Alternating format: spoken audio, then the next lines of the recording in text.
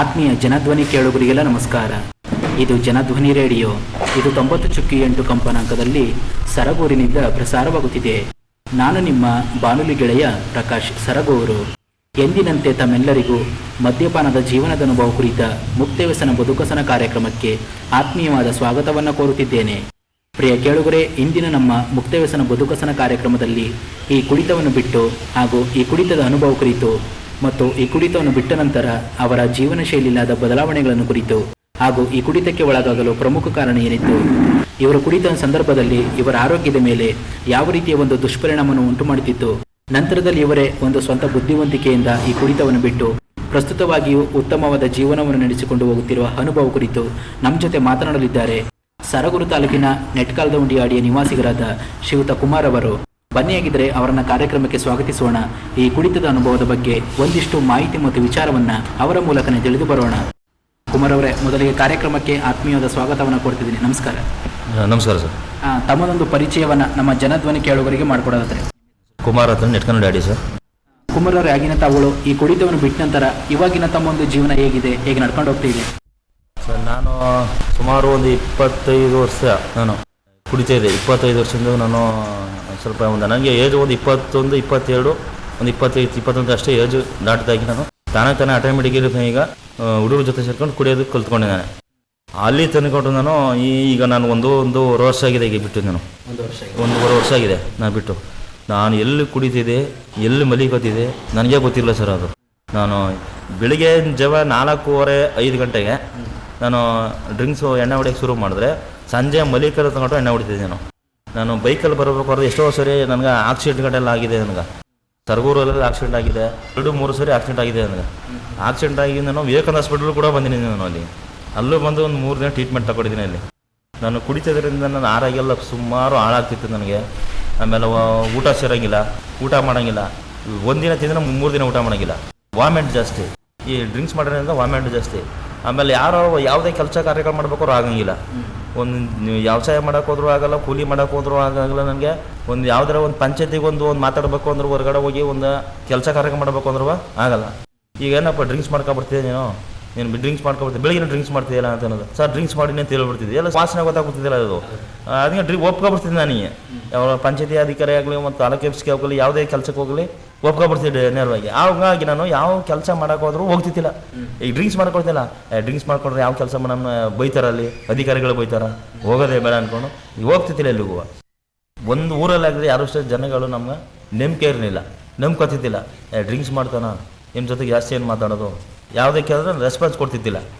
ಈಗ ಹಂಗಾಗಿ ನಾನು 1.5 ವರ್ಷದಿಂದ ಈಗ ಬಿಟ್ಬಿಡ್ತೀನಿ. ಈಗ ನನಗೆ ಅದ್ರ ಮೇಲೆ ತಾನೇ ಬಿಟ್ಟಿದ್ದು. ಯಾವುದಾದ್ರೆ ನಾನು ಇಂಜೆಕ್ಷನ್ ತಗೊಳ್ಳೋದಲ್ಲಿ, ಟ್ಯಾಬ್ಲೆಟ್ ತಗೊಳ್ಳೋದಲ್ಲಿ ಯಾವುದೇ ಥರದ್ದು ಇಲ್ಲ ನನಗೆ. ನನ್ನ ವೈಯಕ್ತಿಕ ನಾನೇ ಬಿಟ್ಬಿಡ್ತೀನಿ. ಈಗ ನಾನು ಸಂಸಾರ ಚೆನ್ನಾಗಿದೆ, ನನಗೆ ಚೆನ್ನಾಗಿ ನೋಡ್ಕೊತಿದ್ದೀನಿ. ಈಗ ಅಷ್ಟೇ ದುಡ್ಡು ನಾನು ಅದೇ ಲೆಕ್ಕ ಹಾಕ್ತೀನಲ್ಲ. ಈಗ ಒಂದು ದಿನಕ್ಕೆ ನನಗೆ 1,500 ರೂಪಾಯಿ ಖರ್ಚು ಮಾಡ್ತಿದ್ದೀನಿ. ಒಂದು 1,000ಇಂದ ಮ್ಯಾಕ್ಸಿಮಮ್ ಒಂದು 500 ರೂಪಾಯಿ ಖರ್ಚು ಮಾಡ್ತಿದ್ದೀನಿ. ಕುಡಿತಿರೋ ಸಮಯದಲ್ಲಿ ಕುಡಿತಿದ್ದಾಗ ನಾನು ಕುಡಿಯಬೇಕಾದ್ರೆ 500 ರೂಪಾಯಿ, ಕಡಿಮೆ ಆದರೆ 500 ರೂಪಾಯಿ ಖರ್ಚು ಮಾಡ್ತಿದ್ದೆ. ಇಲ್ಲಾಂದ್ರೂ ಸಾಲ ಮಾಡ್ತಿದ್ದೆ. ಅರ್ಥ ಬರೋದು, ನಾನು ಸಾಲ ಮಾಡಿ ನಾನು ಒಬ್ಬನೇ ಕುಡಿತಿದ್ದಿಲ್ಲ. ನನ್ನ ಜೊತೆಗೆ ಇನ್ನೂ 1-2 ಕುಡಿಯೋರು ಇದ್ರೆ, ಯಾರಾದ್ರೂ ಸ್ನೇಹಿತರು ಕುಡಿಸ್ತಿದ್ದೆ. ಇಲ್ಲ ಅವ್ರು ಯಾರು ನನ್ನಂತರ ದುಡ್ಡಿಲ್ಲ ಅಂದ್ರೆ ಅವ್ರ ಕರ್ಕೊಂಡು ಕುಡಿಸ್ಬಿಡ್ತಿದ್ರು. ಬೆಳಿಗ್ಗೆ 5 ಗಂಟೆಗೆ ಶುರು ಮಾಡಿದ್ರೆ ಸಂಜೆ ಮಲಿಕಳ 10 ಗಂಟೆಗೆ ತಂದ್ಕೊಂಡು ಊಟ ಮಾಡೋಂಗಿಲ್ಲ. ಆಮೇಲೆ ಜಾಸ್ತಿ ಆಯಿತು ಅಂದಾಗ ವಾಮಿಟ್ ಆಗೋದು, ಯಾವ ಕೆಲಸನೂ ಮಾಡೋಂಗಿಲ್ಲ. ಮನೇಲಿ ನಮ್ಮ ತಂದೆಗೆ ಆಗಲಿ ನಮ್ಮ ತಾಯಿಗೆ ಹುಷಾರಿಲ್ಲ ಅಂದ್ರೆ ಯಾರು ನೋಡೋರು ಇಲ್ಲ. ಈಗ ನಾನು ನೋಡ್ಕೋಬೇಕು ಅಂದಾಗ ನಮ್ಗೆ ಏನೋ ಡ್ರಿಂಕ್ಸ್ ಮಾಡ್ಬಿಡ್ತೀನಿ, ನಾವು ಯಾರು ಕರ್ಕೊ ಹೋಗಿಲ್ಲ. ಒಂದು ಸರಿ ಏನಾಗಿತ್ತು, ಹಂಗೆ ಸಮಸ್ಯೆ ಆಗ್ಬಿಟ್ಟು ನಮ್ಮ ತಾಯಿಗೆ ಸೀರಿಯಸ್ ಆಗ್ಬಿಟ್ಟು ನಾನು ಡ್ರಿಂಕ್ಸ್ ಜಾಸ್ತಿ ಮಾಡೀನಿ, ಹಾಸ್ಪಿಟ್ಲಿಗೆ ಹೋಗಕತ್ತಿಲ್ಲ. ಆಗ ನಮ್ಮ ತಮ್ಮ ಬಂದಲ್ಲಿಂದ ಕರ್ಕೊಂಡಾಗ ಅವನು ಹಾಸ್ಪಿಟ್ಲಿಗೆ ಕರ್ಕೋಗಿ ಮೈಸೂರು ಕರ್ಕೊಂಡೋಗಿ, ಇಲ್ಲಿ ಸರಗೂರು ಆಗಲಿ ಮೈಸೂರು ಕರ್ಕೊಂಡು ಡಿಮೆಂಟ್ ಮಾಡಿದ ಅವನು. ನನಗೆ ಕರ್ಕೋಗಿರೋದೇ ಗೊತ್ತಿಲ್ಲ ನನಗೆ, ನಾನು ಕುಡಿಬೇಕಾದ್ರೆ ಅಷ್ಟು ಪರಿಸ್ಥಿತಿ ಇತ್ತು. ಆಗ ಅವತ್ತಿನ ಸ್ವಲ್ಪ ನಾನು ನಮ್ಮ ತಾಯಿಗೆ ಯಾವಾಗ ಹಿಂಗಾಂತು, ನಮ್ಮ ತಾಯಿ ಸ್ವಲ್ಪ ಎಲ್ಲ ನನಗೆಲ್ಲ ನನ್ನ ಎಲ್ಲ ರೀತಿ ಪರಿಸ್ಥಿತಿ ಹೇಳ್ಕೊಂಡ್ರು. ನಮ್ಮ ತಾಯಿ, ನೀನು ಈ ಥರ ಎಲ್ಲ ಕುಡಿಯಬೇಡ ಅಂತ ನಮ್ಮ ತಾಯಿ ಹೇಳ್ಕೊಂಡು ನನಗೆ ಅವತ್ತಿನ ಸ್ವಲ್ಪ ನಾನು ಈ ಕುಡ್ತೇನಂದ್ರೆ ಬಿಟ್ಟಾಕ್ಬಿಟ್ರೆ ನನಗೆಲ್ಲ ಜೀವನ ನಾನು ಸರಿ ಅಂದ್ಬಿಟ್ಟು ಅವತ್ತೇ ನಿರ್ಧಾರ ಮಾಡಿದೆ. ನಾನು ಇವತ್ತು ಹೋಗ್ತೀನಿ, ಎಲ್ಲ ಕಡೆ ಹೋಗ್ತೀನಿ, ಹುಡುಗರ ಜೊತೆಗೆ ಹೋಗ್ತೀನಿ, ಫ್ರೆಂಡ್ಸ್ ಜೊತೆಗೆ ಹೋಗ್ತೀನಿ. ನಾನು ಅವ್ರ ಹತ್ರ ಹೋಗಿ ಕೂತ್ಕೊಂಡ್ರು ಕೂಡ ಅವ್ರ ಜೊತೆಲಿ ಕೂತ್ಕೊಂಡ್ರು ಕೂಡ ನಾನು ಕುಡಿಯೋಕೆ ಹೋಗಲ್ಲ. ಈಗ ಎಷ್ಟೋ ಸರಿ ಸ್ಟಾರ್ಟಿಂಗೆಲ್ಲ 1 ತಿಂಗಳು 2 ತಿಂಗಳಾದ್ರೆ ನಮ್ಮ ಹುಡುಗರೆಲ್ಲ ಹಿಂಗೆ ಕುಡಿಯೇನು ತೊಂದರೆ ಇಲ್ಲ ಅಂತಂದ್ರು. ನಾನು ಕುಡಿಯೋದು ನನಗೆ ಬೇಡ ಅಂತಮೇಲೆ ಬೇಡಪ್ಪ, ನನಗೆ ಬೇಕಾದ್ರೆ ಕೂತ್ಕೋತೀನಿ ಜೊತೆಲಿ, ನೀನು ಬೇಕಾದ್ರೆ ಕುಡಿ, ಈ ಥರ ಹೇಳ್ಬಿಡಿ. ನಾನು ಯಾವಾಗ ಗೊತ್ತಾಗ್ತೀವಿ ಇವನು ಕುಡಿಯಲ್ಲ ಇನ್ನೂ ಅಂತ ಗೊತ್ತಾಗ ನನ್ನ ಜೊತೆಗೆ ಯಾರೂ ಬರೋದೂ ಇಲ್ಲ ಈಗ, ಸ್ನೇಹಿತರು ಬರೋಲ್ಲ, ಅಕ್ಕಪಕ್ಕದವರು ಕರೆಯಲ್ಲ ಈಗ ನಾನು ಆತಾಪಿಂದ ನನ್ನ ಪಾಡು ನನ್ನ ಯಾವ ಏನಾಯಿತು, ನನ್ನ ಕೆಲಸ ಏನಾಯಿತು, ಯಾವ ಕೆಲಸ ಯಾವ ಆಫೀಸ್ಗೆ ಹೋದ್ರು ಈಗ ನನ್ನ ಜೊತೆಗೆ ರೆಸ್ಪಾನ್ಸ್ ಕೊಟ್ಟು ಚೆನ್ನಾಗಿ ಮಾತಾಡ್ತಾರೆ ಎಲ್ಲ ಅಧಿಕಾರಿಗಳು, ಗೌರವ ಕೊಟ್ಟು ಮಾತಾಡ್ತಾರೆ ನನ್ನೆಲ್ಲ. ತಾಲೂಕು ಆಫೀಸ್ಗೆ ಹೋಗಲಿ, ಸಾಮಾಜಿಕ ಕಲ್ಯಾಣ ಇಲಾಖೆಗೆ ಹೋಗಲಿ, ಅದೊಂದು ಪಂಚಾಯತಿಗೆ ಹೋಗಲಿ, ಇನ್ನೊಂದು ಬೇರೆ ಊರಿಂದ ಕಾರ್ಯಕ್ರಮ ಆಗಲಿ ಯಾವುದೇ ಆಗಲಿ ಎಲ್ಲ ಚೆನ್ನಾಗಿ ರೆಸ್ಪಾನ್ಸ್ ಕೊಟ್ಟು ಮಾತಾಡ್ತಾರೆ. ಹಂಗಾಗಿ ನಾನೇ ಬಿಟ್ಟರು ಸರ್ ಅದು. ಮತ್ತು ಕುಡಿತ ಸಂದರ್ಭದಲ್ಲಿ ರೀತಿ ಗೌರವನ ಕೊಡ್ತಾ ಇರಲಿಲ್ಲ ನಿಮಗೆ? ಯಾರು ಗೌರವ ಕೊಡ್ತಿದ್ದಿಲ್ಲ. ಅವನು ಕುಡಿತಾನಲ್ಲ, ಅವನು ಏನೋ ಅವ್ನು ಕುಡ್ಕೊಳ್ಳೋದು ಮಾತ್ರ, ಕುಡಿಯೋದು ತಿನ್ನೋದು ಮಾತ್ರ ಗೊತ್ತು ಅವ್ನಿಗೆ ಅಷ್ಟೇ. ಅವ್ನಿಗೆ ಅವ್ನ ಜೊತೆ ಏನು ಮಾತಾಡೋದು ಅಂತ ಎಲ್ಲರೂ ನಮ್ಮ ಕಂಡ್ರೆ ದೂರ ಇರ್ತೀವ್ರು. ಹಂಗೆ ಫಸ್ಟ್ ಎಲ್ಲ. ಹಾಗಾದರೆ ತಾವು ಎಷ್ಟು ವರ್ಷಗಳಿಂದ ಕುಡಿತಾ ಇದ್ರಿ ಮೊದಲು? ನಾನು 20 ವರ್ಷದಿಂದ ಕುಡಿತಿದ್ದೆ. 20 ವರ್ಷದಿಂದ ಕುಡಿತಾ? 20 ವರ್ಷದಿಂದ. ಏನು ಹಾಗಿದ್ರೆ ಏನಾದರೂ ಕಾರಣಗಳಿತ್ತ ಈ ಕುಡಿಯೋದಕ್ಕೆ? ಏನಕ್ಕೋಸ್ಕರ ಕುಡಿಯೋದಕ್ಕೆ ಪ್ರಾರಂಭ ಮಾಡಿದ್ವಿ ತಾವುಗಳು? ಇಲ್ಲ ಕಾರಣ ಅಂತ ಏನಿಲ್ಲ, ನಾನು ಸ್ವಇಚ್ಛೆಯಿಂದ ನಾನು ಕಲ್ತ್ಕೊಂಡು ಬಿಡೋದು. ಈಗ ಸ್ನೇಹಿತರ ಸರ್ಕಲಿಂದ, ಹುಡುಗರು ನಮ್ಮ ಫ್ರೆಂಡ್ಸ್ ಸರ್ಕಲಿಂದ ಈಗ ಸ್ವಲ್ಪ ಅಂದ್ಕೊಂಡು ಸ್ವಲ್ಪ ಜಾಸ್ತಿನೇ ಆಗೋದು, ಜಾಸ್ತಿ ಆಯಿತು. ಇನ್ನು ಬೇರೆ ಥರ ಕಾರಣ ಅಂತೇನಿಲ್ಲ, ಈ ಸ್ನೇಹಿತರು ಫ್ರೆಂಡ್ಸ್ ಸರ್ಕಲಿಂದ ಸ್ವಲ್ಪ ಕಲ್ತ್ಕೊಬಿಟ್ಟು ಹಂಗೆ ಸ್ವಲ್ಪ ಅಂದ್ಕೊಂಡು ಜಾಸ್ತಿನೇ ಆಗುತ್ತೆ. ಅದು ಬಿಡೋಕ್ಕೆ ಆಗ್ತಿದೆ ನನಗೆ. ನಾನು ಎಷ್ಟೋ ಸರಿ ಬಿಡಬೇಕು ಅಂತ ಮಧ್ಯದೆಲ್ಲ ಮಾಡಿದೆ, ಬಿಡೋಕ್ಕಾನಿಲ್ಲ. ಅವಾಗೆಲ್ಲ ಎಷ್ಟೋ ಹಾಸ್ಪಿಟ್ಲಿಗೆಲ್ಲ ತೋರಿಸ್ತಿ, ಎಲ್ಲ ಸುಮಾರು ವಿವೇಕಾನಂದ ಹಾಸ್ಪಿಟಲ್ ಬಂದರು, ಕುಡ್ತಾ ಬಿಡಿಸ್ಕೊಡ್ತೀವಿ ಬನ್ನಿ, ಕ್ಯಾಂಪ್ ಇದೆ ಅಂತ ಎಲ್ಲ ಕರೆದ್ರು. ನಾನು ಹೇಳ್ತಿದ್ದೆ ಕ್ಯಾಂಪ್ ತಾನಾಗಿ ತಾನೇ ಬಿಡಬೇಕು, ಕ್ಯಾಂಪಿಗೆಲ್ಲ ಬರಲ್ಲ, ನಾನಾಗಿ ತಾನೇ ಬಿಡಬೇಕು, ನಾನು ಸ್ವಇಚ್ಛೆಯಿಂದ ಬಿಡಬೇಕು ಅಂತ ನಾನು ಹೋಗ್ತಿದ್ದೆ, ಕ್ಯಾಂಪ್ಗೆಲ್ಲ ಹೋಗ್ತಿದ್ದೆ ನಾನು ಅವಾಗೆಲ್ಲ. ಅದೇ ತಾವು ಹೇಳ್ತಿದ್ದೀರಾ, ನಾನು ಕುಡಿಯೋದಕ್ಕೆ ಯಾವುದೇ ರೀತಿಯ ಕಾರಣಗಳಿರಲಿಲ್ಲ, ಈ ಒಂದು ಸ್ನೇಹಿತರ ಸಹವಾಸದಿಂದ ನಾನು ಈ ಕುಡಿಯೋದಕ್ಕೆ ಪ್ರಾರಂಭ ಮಾಡಿದೆ ಅಂತ ಹೇಳ್ತಾ ಇದ್ರಿ ತಾವುಗಳು. ಇವಾಗ ಯಾವುದೂ ಕೂಡ ಈ ರೀತಿ ನಮ್ಮ ಸ್ನೇಹಿತರು ಕುಡಿಯೋದಕ್ಕೆ ಕರೀತಾ ಇದ್ದಾರೆ, ನಾನು ಈ ರೀತಿ ಹೋಗೋದು ಸರಿನೋ ತಪ್ಪು? ಅಕಸ್ಮಾತಾಗಿ ಈ ಕುಡಿಯೋದ್ರಿಂದ ನನ್ನ ಆರೋಗ್ಯದ ಮೇಲೆ ಏನಾದರೂ ತೊಂದರೆಗಳು ಉಂಟಾಗ್ಬೋದು, ಯಾವುದಕ್ಕೊಂದ್ಸತಿ ಯೋಚನೆ ಮಾಡಿ ಕುಡಿಯೋಣ ಅಂತ ಅನಿಸ್ತಿರ್ಲಿಲ್ವ ಅವಾಗ ನಿಮಗೆ? ಹೇಗೆ? ಇಲ್ಲ ನನಗೆ ಅದ್ರ ಬಗ್ಗೆ ಒಂದು ಸರಿ ನಿರ್ಧಾರ ತಗೊಂಡ್ಮೇಲೆ ಅದ್ರ ಬಗ್ಗೆ ಎಷ್ಟಾದ್ರು ಕರೆದ್ರು ಅವರು, ನನಗೆ ಬೇಡಪ್ಪ, ನಾನು ಒಂದು ಸರಿ ನನಗೆ ಬೇಡ ಅಂತಂದ್ಮೇಲೆ ಅದನ್ನು ನಾನು ಇಚ್ಛೆನೇ ಬಿಟ್ಬಿಡ್ತೀನಿ. ಬೇಡ, ನೀನು ಬೇಕಾದ್ರೆ ತಗೋ, ನೀನು ನಾನು ಅದ್ರ ಹತ್ರಕ್ಕೂ ಬರಲ್ಲ. ನಾನು ಬೇಕಾದ್ರೆ ಅದು ನಿನ್ಗೆ ಬೇಗ ನಾನು ಫ್ರೆಂಡ್ಸ್ ಬೇಕಾದ್ರೆ ಜೊತೆಲಿ ಕೂತ್ಕೊತೀನಿ, ಬೇಕಾದ್ರೆ ಕೂತಿರ್ತೀನಿ, ನೀನು ತಗೋಬೇಕಾರೆ 5 ನಿಮಿಷ 10 ನಿಮಿಷ ಕೂತಿರ್ತೀನಿ, ಬೇಕಾರೆ ನೀನು ತಗೋಣ. ಅದು ಅದ್ರ ಸವಾಸಕ್ಕೆ ಇವಾಗೆಲ್ಲ ಗೊತ್ತಾಗೋದು. ಹಂಗಾಗಿ ಯಾರೂ ಕೂಡ ಕರೆಯಲ್ಲ ಈಗ, ಯಾರೂ ಕರೆಯೋಲ್ಲ. ಏನಪ್ಪ ಏನು ಕೇಳ್ತಾರೆ ಅಷ್ಟೇ, ಊಟ ಮಾಡೋದು ತಿಂಡಿ ಮಾಡಿದೆ ಇದು ಕೇಳ್ತಾರೆ ಅಷ್ಟೇ. ಅವ್ರಿಗೆ ಬೇಕಲ್ಲ, ನನಗೆ ದುಡ್ಡೇನು ಬೇಕು, ನನ್ನ ಟೈಪ್ 50 ಕೊಟ್ಬಿಡ್ತೀನಿ ಬೇಕಾದ್ರೆ ಅಷ್ಟೇ. ಮೊದಲೇನಂತ 1000 ಇದ್ರೂ ಖರ್ಚು ಮಾಡ್ತಿದ್ವಿ, ನಾನು ಕುಡಿಬೇಕಾದ್ರೆ 1000 ಇದ್ರೂ ನಮಗೆ ಸಾಲ ಮಾಡಿ ಕೊಡ್ತಿದ್ವಿ ನಾವು. ಮತ್ತು ಕುಡಿದ ಸಂದರ್ಭದಲ್ಲಿ ಎಷ್ಟು ಸಂಪಾದನೆ ಮಾಡ್ಕೊಳ್ತೀರಿ ದಿನದಲ್ಲಿ? ಸಂಪಾದನೆ ಅಂದರೆ ಏನು ಸಂಪಾದನೆ ಇಲ್ಲ ಸರ್. ಈಗ ಯಾರ ಹತ್ರ ಈಗ ಬೇಕಾದ್ರೆ ಈಗ ನನ್ನ ಫ್ರೆಂಡ್ ಈಗ ಫೋನ್ ಮಾಡ್ತೀನೋ, ಫೋನ್ ಮಾಡಿದಾಗ 500 ರೂಪಾಯಿ, ಒಂದು 500 ರೂಪಾಯಿ ಫೋನ್ಪೇ ಮಾಡಿಕೊಡು ಅಂತ ಕೇಳೋದು, ನಾಳೆ ಕೊಡ್ತೀರಿ ಅಂತ ಹೇಳೋದು. ಅವ್ನು ನಾಳೆ ಕೊಡೋಂಗಿಲ್ಲ, ಪುನಃ ಇನ್ನೊಂದು ವಾರ ಮುಂದಕ್ಕೆ ಹೋಗ್ತಿದ್ದು, ಅವ್ನಿಗೆ ಪುನಃ ಒಂದು ವಾರ ಬಿಟ್ಟು ಹೆಂಗೆ ಬೇರೆ ಕಡೆಯಿಂದ ರೊಟೇಷನ್ ಮಾಡಿ ಕುಡಿಯಬೇಕಾದ್ರೆ ಕೊಡ್ತಿದ್ವಿ ನಾವು ಫಸ್ಟ್ ಕುಡಿಬೇಕಾದ್ರೆ. ಇವಾಗ ನನಗೆ ಏನೋ ಗೊತ್ತು, ಅದೇ ದುಡ್ಡು ಇದ್ದಿರೋ ನನಗೆ ಒಂದು ನಮ್ಮ ಮನೆಗೆ ರೇಷನ್ ಆಗಲಿ, ಮಕ್ಳಿಗೆ ಬಟ್ಟೆನಾಗಲಿ, ಅಥವಾ ಇನ್ನೊಂದೇ ಆಗಲಿ, ನಮ್ಮ ಹೆಂಡ್ತಿಗಾಗಲಿ, ಒಂದು ಯಾವುದೇ ಆದರೂ ಅದೇ ದುಡ್ಡಿಗೆ ನಮ್ಮ ಮನೆಗೆ ಸಾಮಾನು ತಂದು ಹಾಕ್ಬೇಕು. ಅದೇ 500 ರೂಪಾಯಿ ಇದ್ದಿದ್ರೆ ಅದೇ ಯೋಚನೆ ಮಾಡ್ತೀನಿ ನಾನು. ಒಂದು 500 ರೂಪಾಯಿ ದುಡ್ಡಿದ್ರೆ ಅದೇ ದುಡ್ಡಿದ್ರೆ ಮನೆ ತಂದು ಹಾಕ್ತೀನಿ. ಅದೇ ಕುಡಿದ ಸಂದರ್ಭದಲ್ಲಿ ತಾವು ಸಂಪಾದನೆ ಮಾಡಿ ದುಡ್ಡನ್ನೆಲ್ಲ ಈ ಕುಡಿದಕ್ಕೆ ಸಂಪೂರ್ಣವಾಗಿ ಬಳಸ್ಕೊತಾ ಇದ್ರಿ? ಕುಡಿಯೋದಕ್ಕೆ ಸಂಪೂರ್ಣ ಬಳಸ್ಕೊತಿದ್ದೆ. ಇವಾಗ ನಾನು ಏನೋ ಮಾಡೋದು ಸಂಪಾದನೆ ಮಾಡಿದ್ರು ಈ ಮನೆಗೆ ನನಗೆ ರೇಷನ್ ಆಗಲಿ, ಮತ್ತು ಕಾಳು ಆಗಲಿ, ಮತ್ತು ಉಪ್ಪಾಗಲಿ, ಯಾವುದೋ ಪ್ರತಿಯೊಂದು ಮನೆಗೆ ರೇಷನ್ ತಗೊಬರ್ತೀನಿ. ಅದೇ 500 ರೂಪಾಯಿಗೆ ಮತ್ತು ಒಂದು ವಾರ ಊಟಕ್ಕಾಗುತ್ತೆ ನಮಗೆ ರೇಷನ್. ಅದು ಹಾಗಿದ್ರೆ ತಮ್ಮ ಕುಟುಂಬದಲ್ಲಿ ಎಷ್ಟು ಜನ ವಾಸ ಮಾಡ್ಕೊಂಡು ಹೋಗ್ತಿದ್ದೀರಾ? ನಮ್ಮ ಕುಟುಂಬದಲ್ಲೇ ನನ್ನ ತಮ್ಮನ ಹೆಂಡತಿ, ನನ್ನ ತಮ್ಮ, ಇನ್ನೊಬ್ಬ ಚಿಕ್ಕವನು, ನನ್ನ ಹೆಂಡತಿ, ನಮ್ಮ ಮಕ್ಕಳು, ನಮ್ಮ ತಾಯಿ ತಂದೆ. ಮತ್ತು ಮನೆಯ ಒಂದು ಜೀವನವನ್ನು ಯಾರು ನೋಡ್ಕೊಂಡು ಹೋಗ್ತಿದ್ರು ಅವಾಗ ನೀವು ಕುಡಿಯುವಂಥ ಸಮಯದಲ್ಲಿ?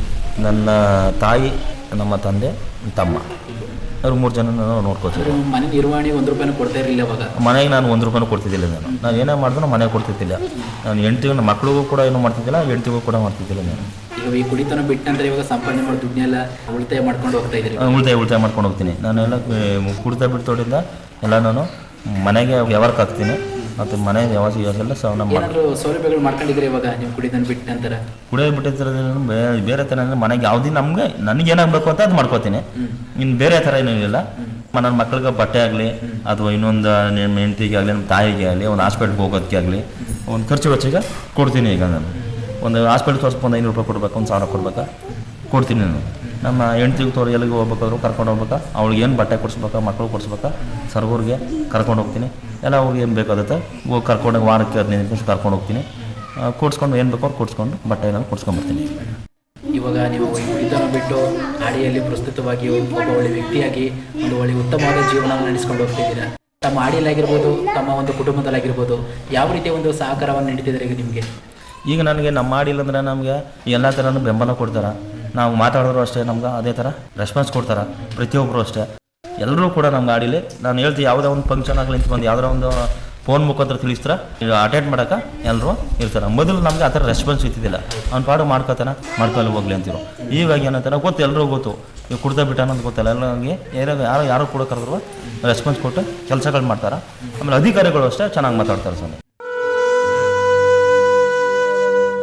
ಇವಾಗ ತಾವು ಮೊದಲು ಹೆಚ್ಚು ಕುಡ್ಕೊಂಡು ಬರೋ ಸಂದರ್ಭದಲ್ಲಿ ಇವಾಗ ಅಕ್ಕಪಕ್ಕದ ಮನೆಯವರಾಗಿರ್ಬೋದು ಅಥವಾ ನಿಮ್ಮ ಆಡಿಯರಾಗಿರ್ಬೋದು ಹಾಗೆ ನಿಮ್ಮ ಸ್ನೇಹಿತರಾಗಿರ್ಬೋದು ಯಾವ ರೀತಿ ಒಂದು ಪ್ರತಿಕ್ರಿಯೆ ನೀಡ್ತೀವಿ ನಿಮ್ಮನ್ನು ನೋಡಿ ಅವಾಗ? ನಮ್ಮ ಅಕ್ಕಪಕ್ಕದವ್ರು ಮಾಡೋದ್ರೆ ನಮ್ಗೆ ನೋಡಿ ನಮಗೆ ನಗ್ತಿರೋ ಅವರೆಲ್ಲ. ಏನಪ್ಪ ಇವನಿಗೆ ಕುಡ್ಕೊಂಡು ಬಂದ್ರು ಇಷ್ಟು ನಡ್ಕ ಬರೋ ಶಕ್ತಿನೇ ಇಲ್ವಲ್ಲ, ಇವ್ನಿಗೆ ನಡ್ಕೊಂಡು ಬಂದ್ರೆ ನಾವು ಆ ಕಡೆ ಈ ಕಡೆ ಬರ್ತಿದ್ವಲ್ಲ ನಮ್ಮ ನೋಡಿ ಅವರೇ ಎದುರ್ಕೊತಿರೋರು. ಇಷ್ಟು ಡ್ರಿಂಕ್ಸ್ ಮಾಡ್ಕೊಂಡು ಬರ್ತಾನೆ ಹೆಂಗೆ ಬರ್ತಿದ್ದೇನೇನೋ ಇನ್ನು ಪ್ರಜ್ಞೆನೇ ಮೇಲೆ ಮನುಷ್ಯನ ಮೇಲೆ ಬಟ್ಟೆ ಮೇಲೆ ಲಿಗ ಇಲ್ಲ ಅವ್ನಿಗೆ ಅಷ್ಟು ಎಣ್ಣೆ ಕೊಡ್ಕೊಂಡು ಬರ್ತಾನೆ. ಅದು ಅವರು ನಮ್ಮನ್ನ ಒಂಥರ ಕೀಳಾಗಿ ನೋಡ್ಕೊತಿರೋದು ಅಕ್ಕಪಕ್ಕದ ಮನುಷ್ಯ ನಮಗೆ. ಇವಾಗ ಅದೇ ವ್ಯಕ್ತಿಗಳು ಇವಾಗ ಯಾವ ರೀತಿ ಪ್ರತಿಕ್ರಿಯೆ ನೀಡ್ತಾರೆ? ಈಗ ಅದೇ ವ್ಯಕ್ತಿಗಳು ನಮ್ಮ ಕಂಡ್ರೆ ಈಗ ಏನಪ್ಪ ಅಷ್ಟು ಕುಡಿತಿದ್ದ ಇವನು ಈ ದಾರಿ ಮೇಲೆ ಬರೋಕ್ಕೆ ಅಷ್ಟು ಗೊತ್ತಿದ್ದಿಲ್ಲ. ಇವಾಗ ಕುಡಿತಾ ಬಿಟ್ಬಿಟ್ಟು ಚೆನ್ನಾಗಿ ಅವನ ಇವನು ಚೆನ್ನಾಗಿರಪ್ಪ ಅಂತ ಹೇಳ್ತಾವ್ರು. ಏನಾದರೂ ಈ ಥರ ನೀವು ಸಡನ್ ಆಗಿ ಕುಡಿತವನ್ನ ಬಿಟ್ಟಿರೋದನ್ನ ನಿಮ್ಮ ಮಾಡಿಲಿ ಯಾರಾದ್ರೂ ಕೇಳಿದಾರ ಹೇಗೆ ಬಿಟ್ಟ ಈ ಕುಡಿತವನ್ನ ನೀನು?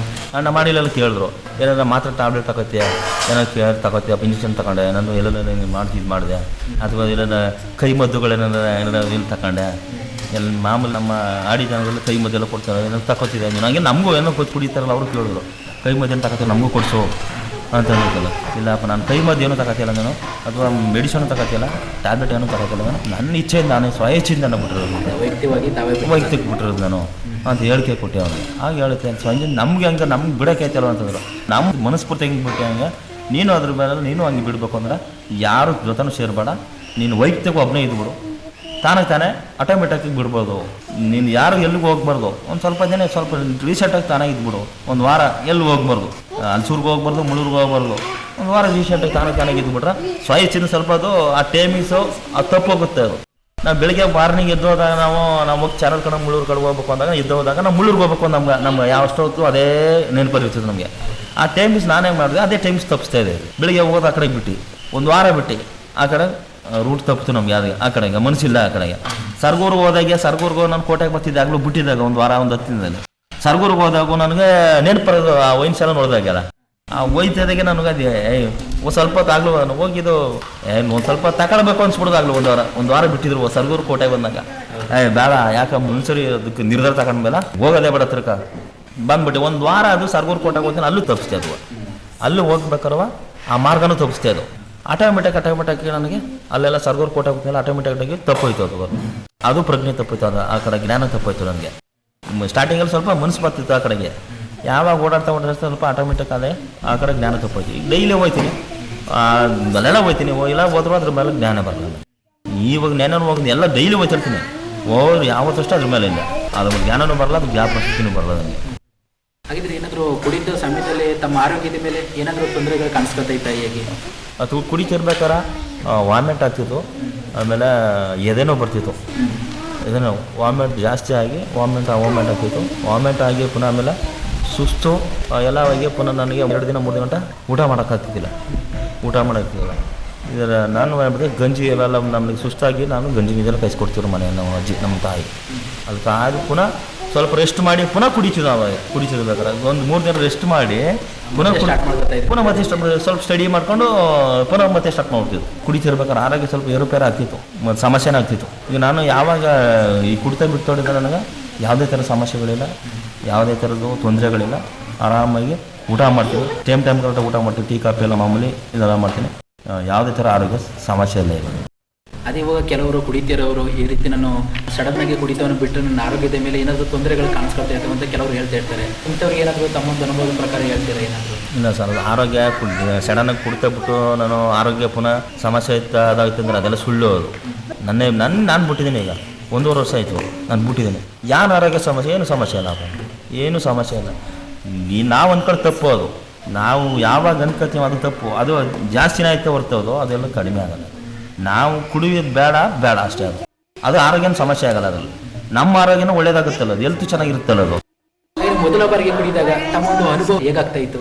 ಫಸ್ಟ್ ಟೈಮ್ ಕುಡಿದಾಗ ನಮ್ಗೆ ಸ್ಟಾರ್ಟಿಂಗಲ್ಲಿ ಕುಡಿಬೇಕಾದ್ರೆ ನಮ್ಗೆ ಅನುಭವ ಗೊತ್ತಾಗ್ತಿದ್ದಿಲ್ಲ. ಇದು ಇದೇನಾಗ್ತಿತ್ತು ನಮಗೆ ಸ್ಟಾರ್ಟಿಂಗ್ ಒಂದು ಮೊದಲು ಅಭ್ಯಾಸ ಮಾಡೋಕೆ ಬರುವಾಗ ಇದೇನೋ ಒಂದು ಸ್ವಲ್ಪ ಏನೋ ಸ್ವಲ್ಪ ತಗೋತೀವಿ ನಾವು ಗೊತ್ತಾಗ್ತಿಲ್ಲ ಅದು ಬತಾ ಇದು ಈ ಥರ ಗೊತ್ತಾಗುತ್ತೆ ನಮ್ಗೆ ಈ ಥರ ಇಷ್ಟು ಜಾಸ್ತಿ ಆದಾಗ ಈ ಥರ ಆಗುತ್ತಾ ಇದು ಈ ಥರ ಹಿಂಗೆ ನಮ್ಗೆ ಇಷ್ಟು ಪ್ರಜ್ಞೆ ಇಲ್ದಂಗೆ ಆಗುತ್ತಾ ಅಂತ ಗೊತ್ತಾಗ್ತಿದ್ದು ನಮ್ಗೆ ಸ್ಟಾರ್ಟಿಂಗಲ್ಲಿ ಗೊತ್ತಾಗ್ತಿಲ್ಲ ನಮ್ಗೆ ಚಿಕ್ಕ ನಾವು ಕುಡಿಬೇಕಾದ್ರೆ ನಮ್ಗೆ ಇದ್ರ ಬಗ್ಗೆ ಜಾಸ್ತಿ ಇರಬೋದಿಲ್ಲ ಈ ಸ್ನೇಹಿತರು ಫ್ರೆಂಡ್ಸ್ ಸರ್ಕಲಿಂದ ಕುಡಿಯೋದು ಸ್ವಲ್ಪ ಕುಡಿಯೋದು ಗೊತ್ತಾಗ ನಮ್ಗೆ ಏನೋ ಒಂಥರ ಹುಮ್ಮಸ್ ಆಗ್ತಿತ್ತು ಸ್ಟಾರ್ಟಿಂಗ್ ಕುಡಿಬೇಕಾರೆ ಖುಷಿ ಆಗ್ತಿತ್ತು ಸ್ಟಾರ್ಟಿಂಗ್ ನಮ್ಗೆ ಗೊತ್ತಿಲ್ಲ ಅದು ಕುಡಿಬೇಕು ಕುಡಿತಾ ನಮ್ಗೆ ಏನಾಯಿತು ಜಾಸ್ತಿ ಆದಾಗ ಅದು ಈ ಥರ ಇದು ಈ ಕುಡಿತದಿಂದ ಈ ಥರ ಸಮಸ್ಯೆಗಳಾಗುತ್ತಾ ಇಷ್ಟೆಲ್ಲ ಸಮಸ್ಯೆ ಆಯ್ತಾವದ ಅಂತ ನಮಗೆ ಇತ್ತೀಚೆಗೆ ಗೊತ್ತಾಗ್ತವೆ ಇಷ್ಟು ತೊಂದರೆಗಳಾಗುತ್ತಾ ನಮ್ಮ ಆರೋಗ್ಯಕ್ಕೆ ತೊಂದರೆ ಆಗುತ್ತಾ ಪ್ರತಿಯೊಂದಕ್ಕೂ ನಮ್ಮ ಎಲ್ಲ ಸಮಸ್ಯೆಗಳಾಗುತ್ತೆ ಇದು ನಮ್ಮ ಫ್ಯಾಮಿಲಿಗೆ ಸಮಸ್ಯೆ ಆಗುತ್ತಾ ಮತ್ತು ಎಲ್ಲದಕ್ಕೂ ಸಮಸ್ಯೆ ಅಂತ ಈಚೆಗೆ ಗೊತ್ತಾದ್ರು ಕೂಡ ಗೊತ್ತಾಗ್ಬಿಟ್ಟು ನಮಗೆಲ್ಲ ಗೊತ್ತಾಗುತ್ತೆ ಅನುಭವ ಎಲ್ಲ ಗೊತ್ತಾಗಿದ್ರು ಕೂಡ ಬಿಡೋಕ್ಕಾಯ್ತಿಲ್ಲ ಇದು ಹಾಗೆ ಈಗ ತಮ್ಮ ಹಾಡಿಯಲ್ಲೇ ಯುವಕರಾಗಿರ್ಬೋದು ಈ ಕುಡಿತಾ ಇರ್ತಾರೆ ಅಂಥ ಯುವಕರುಗಳಿಗೆ ತಮ್ಮ ಒಂದು ಅನುಭವನ ಏನಾದರೂ ಹಂಚ್ಕೊಂಡಿದ್ದೀರಾ ಈ ರೀತಿ ಕುಡಿಬೇಡಿ ಈ ರೀತಿ ಕುಡ್ಕೊಂಡು ಹೋದ್ರೆ ನನ್ನಂಗೆ ಕೂಡ ಆರೋಗ್ಯನ ಹಾಳು ಮಾಡ್ಕೊಳ್ತೀರಾ ಅಂತ ತಮ್ಮ ಒಂದು ಅನುಭವನ ತಮ್ಮ ಹಾಡಿಯಲ್ಲಿರುವಂಥ ಯುವಕರಿಗೆ ಏನಾದರೂ ಹೇಳ್ಕೊಂಡಿದ್ದಾರೆ ಹೇಳಿದೆ ನಾನು ನಮ್ಮ ಯುವಕ ನಮ್ಮ ಫ್ರೆಂಡ್ಸ್ ಸರ್ಕಲ್ ಹೇಳ್ತೀನಿ ಈಗ ಕುಡ್ತಿದ್ದೇನಪ್ಪ ಕುಡಿಯೋ ದುಡ್ಡಿಗೆ ನೀವು ಎಷ್ಟೊಂದು ದಿನ 1000-500 ಎಲ್ಲ ಕಳೀತಾರಲ್ಲ ಅದೇ ದುಡ್ಡು ಮನೆಗೆ ಹಾಕಿ ಮನೆ ಮಕ್ಳು ಇರ್ತಾವೆ ಹೆಂಡ್ತಿ ನಿಮ್ಮನ್ನೇ ನಂಬ್ಕೊಂಡು ಹೆಂಡ್ತಿ ಜೀವನ ಮಾಡ್ತಾವೆ ಮಕ್ಕಳು ಪಾಪ ನಿಮ್ಮ ಚಿಕ್ಕ ಮಕ್ಳು ಇರ್ತಾವೆ ಅಥವಾ ಮೆಚುರಿಟಿಗೆ ಬಂದಿರ್ತಾವೆ ಆ ಮಕ್ಳು ಭವಿಷ್ಯಕ್ಕೆ ನಮ್ಮ ಮುಂದೆ ಅವು ಮೆಚುರಿಟಿಗೆ ಬಂದವಾಗ ಮದುವೆ ಮಾಡೋಕ್ಕೆ ಅನ್ನೋದೆಲ್ಲವೇ ಸಮಸ್ಯೆ ಇರ್ತವೆ ನಿಮ್ಮಿಂದ ಜೀವನ ಮಾಡ್ತಿರೋದವರು ನೀವೇ ಕಳ್ಕೊಂಡಾಗ ಅವ್ರ ಮಕ್ಕಳು ಪರಿಚಿತರ ನೀನು ಹೆಂಡ್ತಿ ಪರಿಚಿತಗಳನ್ನಂತ ಎಲ್ಲ ನಾನು ಇವಾಗಲೂ ಕೆಲವರು ಸಡನ್ನಾಗಿ ಬಿಡೋಕ್ಕಲ್ಲ ಅಂತ ಹೇಳ್ತಾರೆ ನಾವು ಏನು ಹೇಳ್ತೀನಿ ಸಡನ್ನಾಗಿ ಬಿಡಬೇಡಪ್ಪ ಅಂತ ಆಗುತ್ತಪ್ಪ ನಾವು ಬಿಟ್ಟು ಸಡನ್ನಾಗಿ ಈಗ ನಿನ್ನ ಸಡನ್ನಾಗಿ ಬಿಡೋಕ್ಕಲ್ವಾ ಈಗ ಎಷ್ಟು ಲಿಮಿಟಾಗಿ 2 ಕ್ವಾರ್ಟರ್ ತಗೋತಿದ್ದ 1 ವಾರಕ್ಕೆ ಬಾ 1 ವಾರಕ್ಕೆ 1ಕ್ಕೆ ಬಾ ಒಂದು ಹಂತವಾಗಿ 1ರಿಂದ ಅರ್ಧಕ್ಕೆ ಬಾ ಅದು ಕಂಟಿನ್ಯೂ ಸಡನ್ನಾಗಿ ಅಂತ ಕಡಿಮೆ ಮಾಡ್ಕೊ ಸಡನ್ನಾಗಿ ಬಿಡ್ಬೋದು ನಮ್ಮಲ್ಲಿ ಸುಮಾರು ಜನ ನಾನು ಹಿಂಗೆ ಕೆಲವರಿಗೆಲ್ಲ ಅದೇ ಹೇಳಿದ್ದೀನಿ ಅದೇ ಕೆಲವರು ಬಿಟ್ಟೇ ಬಿಡ್ತಾರೆ ನಾವು ಹೇಳಿದಾಗ ಕೆಲವರು 1-2 ಸೀಟ್ ಬಿಟ್ಟವ್ರ ಈ ಮಾತುಗಳನ್ನ ಕೇಳಿ ಬಿಟ್ಟವ್ರ ಅಂತ ಬಿಟ್ಟವ್ರ ನೀವು ಹೇಗೆ ಬಿಟ್ರಿ ಕುಡಿತವನ್ನ ನೀವು ಸಡನ್ನಾಗಿ ನಮ್ಮ ಫ್ಯಾಮಿಲಿ ನಮ್ಮ ಕುಟುಂಬದವರೆಲ್ಲ ನನಗೆ ಎಲ್ಲ ನೋಡಿದೆ ನಮಗೆಲ್ಲ ನಾನೇ ಹೆಚ್ಚು ಕಡಿಮೆ ಆದಾಗ ನಮ್ಮ ಕುಟುಂಬದ ಯಾರು ನೋಡ್ಕೋತಾರೆ ನಮ್ಮ ಫ್ಯಾಮಿಲಿ ಯಾರು ನೋಡ್ಕೋತಾರೆ ಅಂತ ನನಗೆ ಒಂದು ನೈಟ್ ಎಲ್ಲ ಪೂರ್ತಿ ಮಲಗಿದಾಗ ನನಗೆ ನಿದ್ರೆನ ಬರಲ್ಲ ಅದೇ ಯೋಚನೆ ಮಾಡ್ತು ನನಗೆ ಡಿಸೈಡೇ ಮಾಡಿ ನನ್ನ ಮನಸ್ಸಲ್ಲಿ ಯಾವಾಗ ಅದು ಒಂಥರ ನೆನೆಸ್ಕೊಂಡು ಯೋಚನೆ ಮಾಡ್ಬಿಟ್ಟೆ ಇದು ನನ್ನ ಮಕ್ಕಳೆಲ್ಲ ಪರಿಸ್ಥಿತಿಗಳೇನೋ ಮುಂದಿನ ಭವಿಷ್ಯಗಳ ಪಾಪ ನಾವು ಹೆಚ್ಚು ಕಡಿಮೆ ಆದಾಗ ನಮ್ಗೆ ಎಲ್ಲ ನೋಡೋಕ್ಕಾಗತ್ತೆ ಇವ್ರನ್ನೆಲ್ಲ ನನ್ನ ಕುಟುಂಬದ ನೋಡೋಕ್ಕಾಗತ್ತೆ ನನ್ನ ಮಕ್ಕಳು ನೋಡೋಕ್ಕಾಗತ್ತೆ ಅಂತ ಎಷ್ಟು ಆಲೋಚನೆ ಮಾಡ್ತಾರೆ ನನಗೆ ಅದು ಅದೇ ತಾವುಗಳು ಹಲವಾರು ವರ್ಷಗಳಿಂದ ಈ ಕುಡಿತಕ್ಕೆ ಒಳಗಾಗಿದ್ರೆ ಈಗ ತಮ್ಮ ಒಂದು ಕುಟುಂಬದ ಪರಿಸ್ಥಿತಿಯನ್ನು ತಾವೇ ಅರ್ಥ ಮಾಡಿಕೊಂಡು ನಾನು ಇದೇ ರೀತಿ ಕುಡಿತವನ್ನು ಮುಂದುವರಿಸ್ಕೊಂಡು ಹೋದರೆ ನಮ್ಮ ಒಂದು ಮನೆಯ ಜೀವನವನ್ನು ಯಾರು ನೋಡ್ಕೊಳ್ತಾರೆ ನನ್ನ ಮಕ್ಕಳ ಭವಿಷ್ಯತನೇ ಮುಂದೆ ಹಾಳಾಗುತ್ತೆ ಅಂತ ಅಂದ್ಬಿಟ್ಟು ತಾವೇ ಯೋಚನೆ ಮಾಡಿ ಕುಡಿತವನ್ನು ಬಿಟ್ಟಿದ್ದೀರಾ ಬಿಟ್ಟು ಹಾಗೆಯೇ ಕುಮಾರ್ ಅವರೇ ತಮ್ಮ ಒಂದು ಮನೆಗಳಲ್ಲಿ ಕೆಲವು ಹಬ್ಬಗಳು ಮಾಡ್ಕೊಂಡು ಹೋಗ್ತಿರ್ತೀರಾ ಈ ಹಬ್ಬಗಳು ಕೂಡ ಆ ಮನೆಗಳಿಗೆ ಅತಿಥಿಗಳನ್ನ ಬರಮಾಡ್ಕೊಳ್ತೀರಾ